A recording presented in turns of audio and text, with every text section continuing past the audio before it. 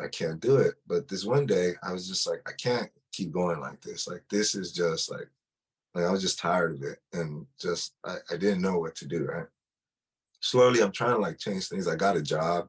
I'm working at this, at the mall, like a security guard, like just standing by a doorway. And so like I'm clean enough to where like I can go to work, and I'm going to the clinic and I'm making sure, and like I try to get a job and I'm just like, what do I do? What do I do? Like I can't live like this anymore. And I remember praying. Like I remember like going in a room. I remember my mom saying like you could really like pray, like you don't understand, like you have access to God, right? And like if you can't do it, the thing I was always trying to do it either on my own or trying to have them do it for me. I couldn't do it on my own. And and like no one was just gonna come save me and do it for me. But the prayer was different this time. I got on my knees and it was more like a stubborn one too. And I was just like, God, I'm not getting up from here until you answer this prayer. Like you are going to help me do this. Like I can't do it by myself.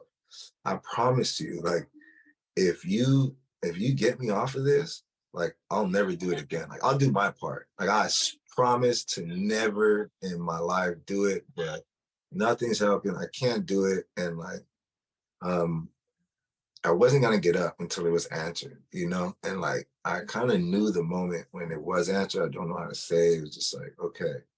And I got up and I just like let it go. Right. I was just like, whatever.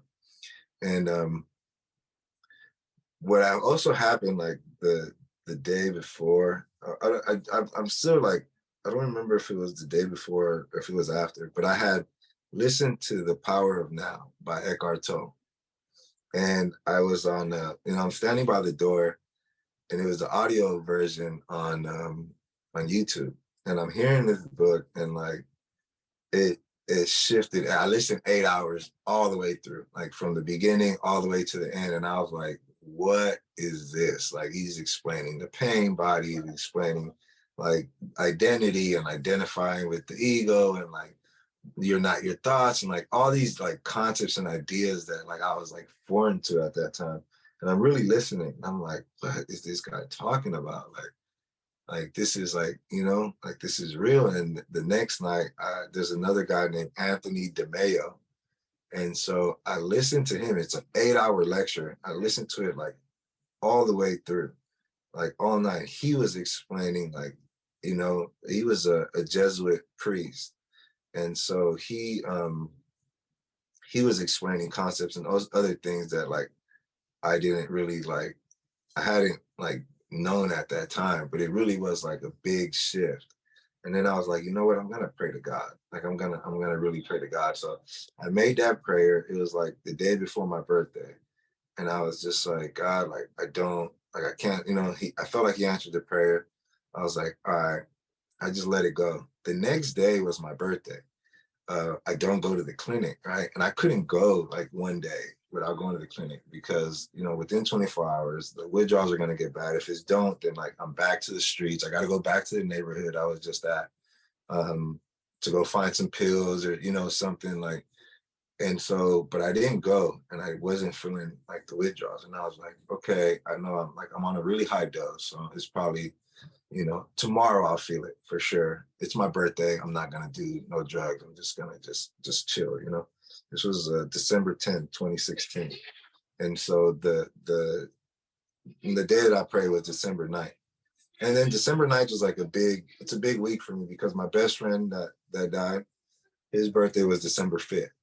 So we would celebrate our week. So every week was like really bad. My other best friend, like who I didn't talk about, but he's like really another like really best friend who never did he wasn't in no gangs, had every opportunity to live the life I lived because in his house it was gangs, it was drug use, same neighborhood, same situation, probably even poorer than me, no guidance, no love, no role model, like nothing, and he had a kid.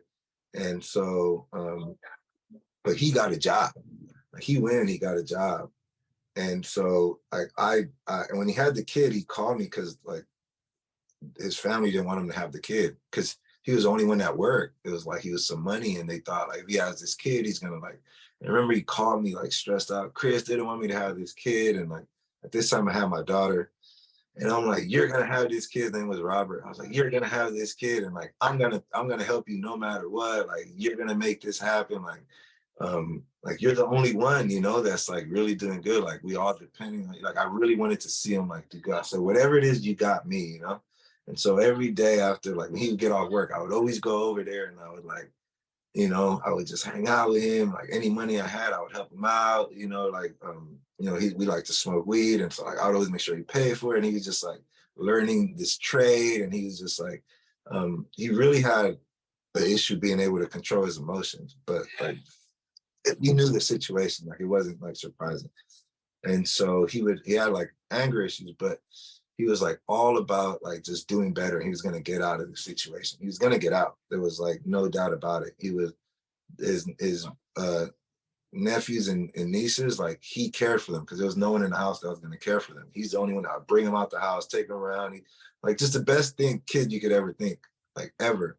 Into sports, but they didn't have the money to keep it like going. So he would like have his nephew play sport, like everything you can think of, just like an all-out good kid. And one day he's outside. His birthday was on the 8th. So all three of us on the 5th, on the 8th, on the 10th, this is like our week, you know, we like, you know, little neighborhood kids will get camp, whatever, but we'd all just have our birthdays celebrate together. So he's outside, and then this like girl, this neighbor across the street is yelling at his nephews, like playing. They're playing, you know, football outside in the sidewalk, and she's just yelling, "You guys are making noise!" And like he comes out angry. You know, he's been arguing in the house. He comes out and he's yelling at her, like, "Don't talk to my nephews like that!" Like yelling from downstairs. The boyfriend she had living in the house, he comes running out, and before he even like sets foot on the ground, he like shot him like 4 times. Like he's like just came out to just end his life.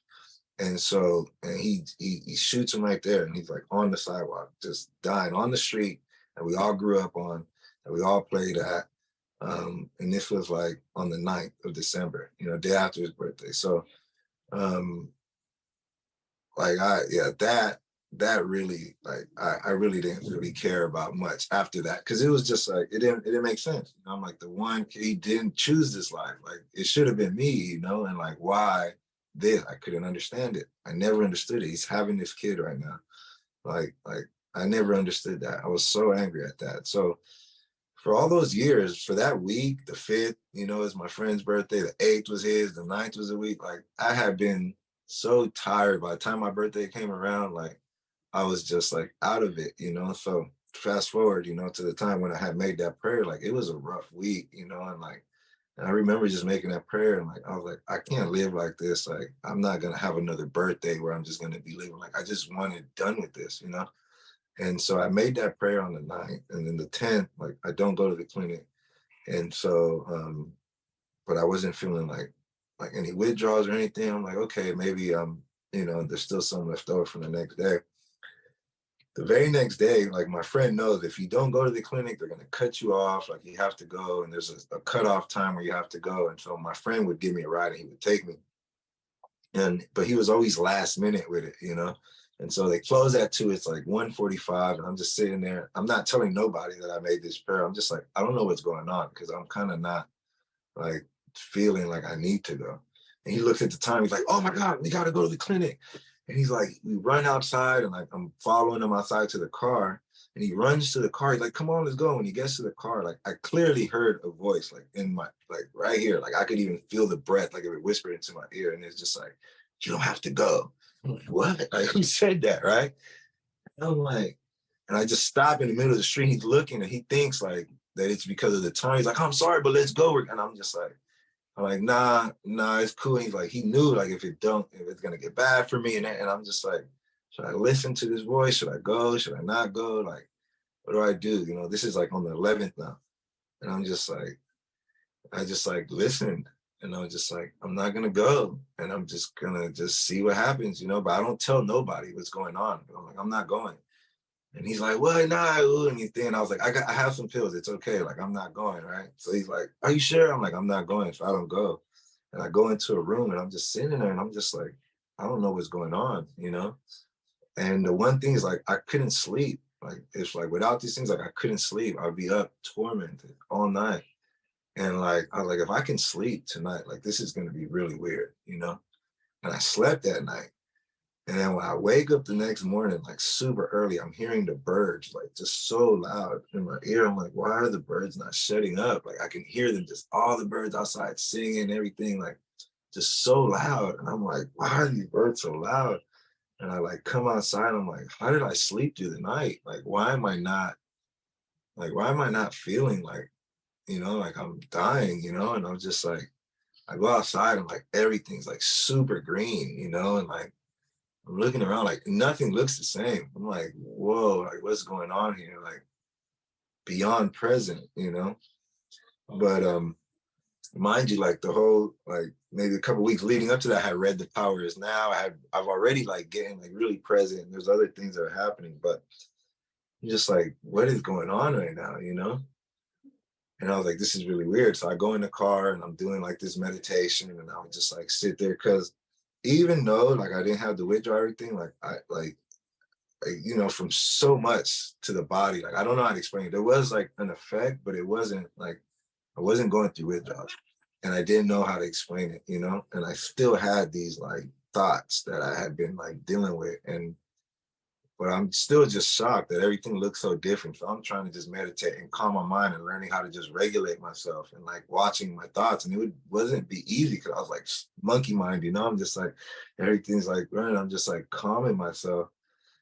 And I'm just like, I just shocked. So I leave. I just go walking everywhere. And like, I'm looking at everything. I remember I started taking pictures of things and I was just like, everything looks so different. And then, you know, that night I go to sleep. Same next morning, I wake up, birds loud again. I'm like, what is going? And I realized, like, dude, the birds have always been singing. You know, I just been so numb to everything, and everything looked like just like beautiful. Like I was just like in a state of bliss, right? I couldn't even like describe it. And I'm just taking pictures of everything. Like that just had became my hobby now. And like things had just like kind of shifted at that moment. But the fact that I didn't have the withdrawal was just like so weird. I didn't know how to share this with anybody. And I didn't care to either. I was like, wow, like there's a literal actual miracle that's going on. Let your light shine. Help others find their way out of the darkness. Extraordinarily inspiring stories from ordinary people like you and I. Let your light shine.